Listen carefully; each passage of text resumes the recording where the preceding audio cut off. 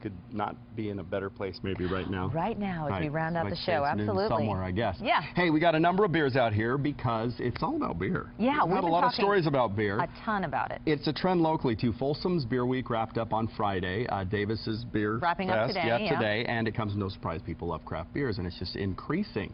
We got Nugget Market's beer and wine expert Mike Taylor. He's here this morning. Great job, by the way. Thank you. And talking to us about what foods we could pair this with. Now, I thought it was funny, you know, you've got wine snobs. People who love beer can be just as snobby as wine snobs No can, doubt you know? about it. Definitely. And because they know the difference between the beers and they celebrate all things beer. That they do. Is this a trend that, I mean, let's say Nugget Market, have like over the past 10 years, you've probably doubled the amount of craft beers you guys I would carry? say tripled. Wow. In the last couple of years, tripled. And I would quadruple if I could find more space. It's that in demand. That sounds good. It's that in demand. And a lot of it's local. Yeah, which going is into your fantastic. It's the perfect farm-to-fork ingredient. It should be consumed as quickly as it's made. So as soon as it's produced and bottled, it should be consumed for maximum No problem. flavor and freshness. So what is this right here? There we have the Rubicon IPA. Okay, and what would you pair this with?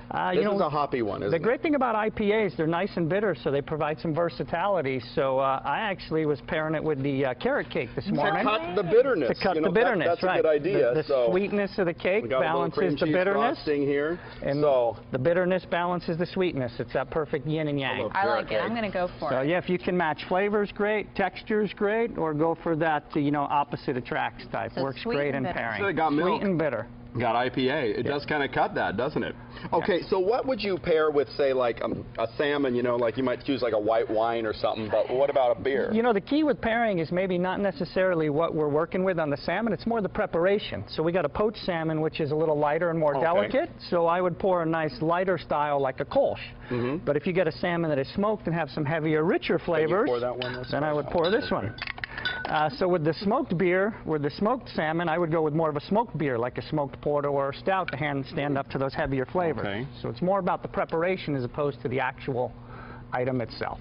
Wow. So what about sushi? I mean, that kind of would be a hard thing to pair. Again, lighter, delicate flavors. You want to go with a beer that's lighter in body and lighter in flavor. So a nice, crisp, clean lager. The Asian styles are perfect. Or again, the Kolsch is a very versatile, food-friendly style. What is one of those Asian-style beers? Right here. We've got the Singha beer. Okay. Yep. Pop that one real quick. Let's give that one a taste. Got about a minute left here.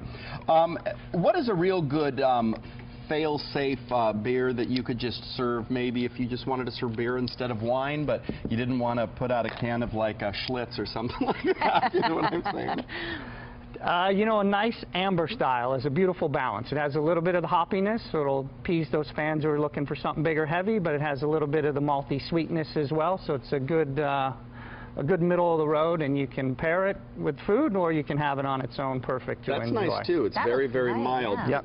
And it's important too because not everybody likes a real hoppy beer. We've got something for everybody at Nugget. So do you think that, are we on the map, Sacramento, and will remain there for a while? I think so. I used to think San Diego was the beer capital of California, but Northern California and Sacramento is gaining ground quickly. Fantastic. Thank you so much for My your time. pleasure. Thank you.